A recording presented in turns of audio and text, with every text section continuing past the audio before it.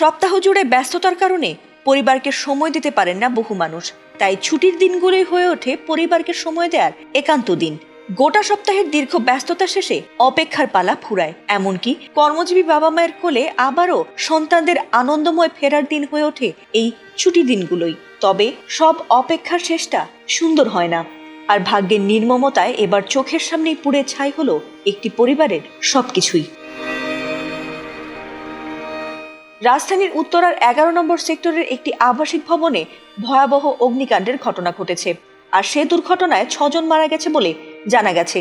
শুক্রবার সকাল 7:50 11 নম্বর সেক্টরের 18 নম্বর সড়কের একটি 7তলা ভবনের 2য় তলায় আগুন লেগেছে। উত্তরা ফায়ার স্টেশনের 2টি ইউনিটের প্রায় 2 ঘন্টার চেষ্টায় আগুন নিয়ন্ত্রণে এসেছে বলে জানা গেছে।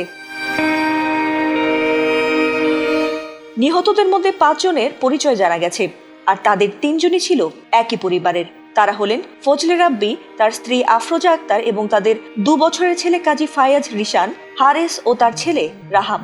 ফায়ার সার্ভিসের কর্মীরা ওই ভবন থেকে মোট 13 জনকে উদ্ধার করে উত্তরার কুয়েত বাংলাদেশ মৈত্রী সরকারি হাসপাতালে নিয়ে গেলে কর্তব্যরত চিকিৎসক 3 জনকে মৃত ঘোষণা করেছেন।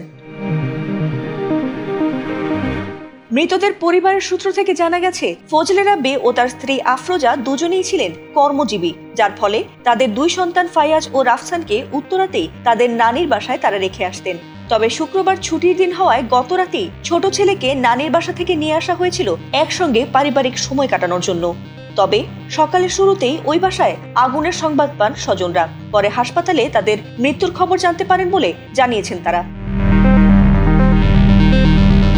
এদিকে চিকিৎসকরা জানিয়েছেন যে তাদের শরীরে পোড়া কোনো ক্ষত পাওয়া যায়নি এবং তাতে ধারণা করা হয়েছে যে ধোঁয়ায় অসুস্থ হয়ে তারা মারা গেছেন।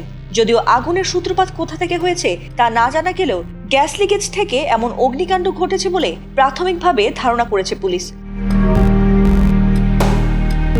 ফাতিমা সুলতানা, এটিএন বাংলা।